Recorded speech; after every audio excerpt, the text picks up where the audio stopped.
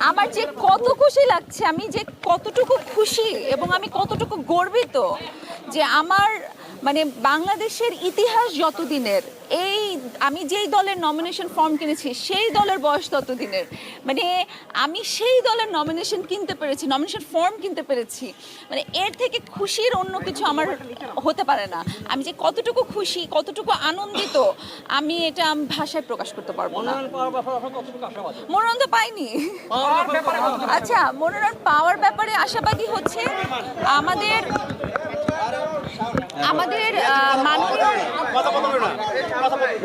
মাননীয় প্রধানমন্ত্রী জননেত্রী শেখ হাসিনা, তিনি নিজে একজন নারী এবং তিনি নারী নেতৃত্বকে অগ্রাধিকার দিচ্ছেন। আপনারা, আমি একটু আগেও বলেছি যে গতকাল যে মেট্রো রেল উদ্বোধন করলেন তিনি, আপনারা দেখবেন যে প্রথম যিনি চালিয়েছেন ট্রেনটা, মেট্রো রেলটা, সেটা কিন্তু মরিয়ম আফিজা চালিয়েছেন এবং তিনি একজন নারী।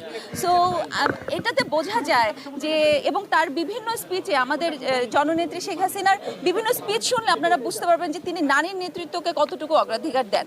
সেক্ষেত্রে আমি একজন নারী এবং আমার মনে হয় যে এই যে তার যে ডিজিটাল বাংলাদেশ তিনি গড়েছেন এবং সামনে যে ভিশন, যে স্মার্ট বাংলাদেশ গড়ার যে প্রত্যয় তার, তো আমার মনে হয় যে এই উন্নয়নগুলো থেকে আমি আমার চাঁপাইনবাবগঞ্জ 2-কে পিছিয়ে থাকতে দেখতে চাই না। আমি সেখানে নৌকা যেভাবে হোক, মানে আমি ওকে বলছিলাম, আমার হাজব্যান্ডকে বলছিলাম যে 50,000 ভোটে ব্যবধানে আমি জিতবো, এই আসনে নৌকা কিনে দেবো ইনশাল্লাহ। তো সেটা হচ্ছে, যেহেতু আমি নারী এবং আমার মনে হয় যে তার কাছ থেকে যেভাবে হোক এই কাজ আদায় করে নেওয়াটা, আমার চাঁপাইনবাবগঞ্জ 2-এর উন্নয়ন কিভাবে করা যায় সেটার যে একটা মানে ইচ্ছা এবং তৃষ্ণা, সেটা আমার ভেতরে অনেক বেশি। জি জি, তো করছি, সেটা আমি আর আমার হাজবেন্ড মিলে করছি এবং আজকের পর থেকে এটা আরো দৃঢ়ভাবে এটা নিয়ে কাজ করব। যে তৃণমূলের যারা নেতাকর্মী, তাদের আসলে কতটুকু সাপোর্ট পাবেন বলে আপনার মনে হয়? প্রচন্ড সাপোর্ট। আমি নমিনেশন ফর্ম কেনার আগেই তাদের সাথে আমার প্রচন্ড পরিমাণে যোগাযোগ হচ্ছে। তারা অনেক রকমভাবে আমার সাথে যোগাযোগ করছেন, ফোন করছেন, তাদের সাথে আমার দেখা হচ্ছে। বিভিন্ন জায়গায় যখন আমি গণসংযোগে যাচ্ছিলাম তারা আমাকে সাপোর্ট করেছে এবং ওখানকার যারা নেতাকর্মীরা আছেন প্রচন্ড আন্তরিক তারা, এবং সবাই আমাকে খুব সাপোর্ট করছে।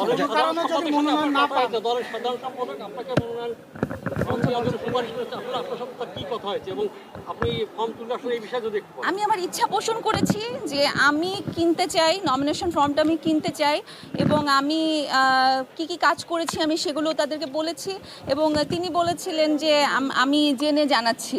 তারপরে তিনি মাননীয় প্রধানমন্ত্রীর সাথে কথা বলেছেন এবং তিনি আমাকে বলেছেন যে আপনি নমিনেশন ফর্ম কিনুন। নির্বাচিত হন তাহলে কি আপনি অভিনয় ছেড়ে দিবেন নাকি অভিনয় চালিয়ে যাবেন? না, আমি অভিনয়টা তো আমার বেস, আমার ইন্ডাস্ট্রি আমাকে আজকে মাহিয়া মাহি বানিয়েছেন এবং এই যে আপনারা সবাই এখানে আসছেন সেটা কিন্তু মাহিয়া মাহির জন্য আসছেন এবং আমি মানে এই যে আওয়ামী লীগের ফর্ম কিনেছি, এই দুটো কারণে আপনারা এসেছেন। সো আমার বেস আমি ছাড়বো না। আমার আর রাজনীতি তো মানুষের সেবা করা, সো আমি মানুষের সেবাও করব এবং আমি আমার সিনেমা এবং আমার ইন্ডাস্ট্রি আমি ছাড়বো না। নির্বাচন করবেন কিনা?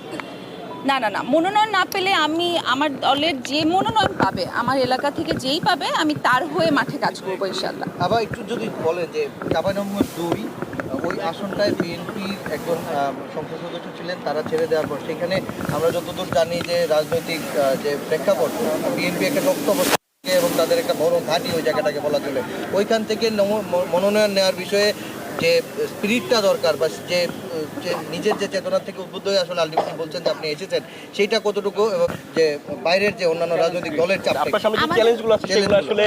মোকাবেলা করবেন?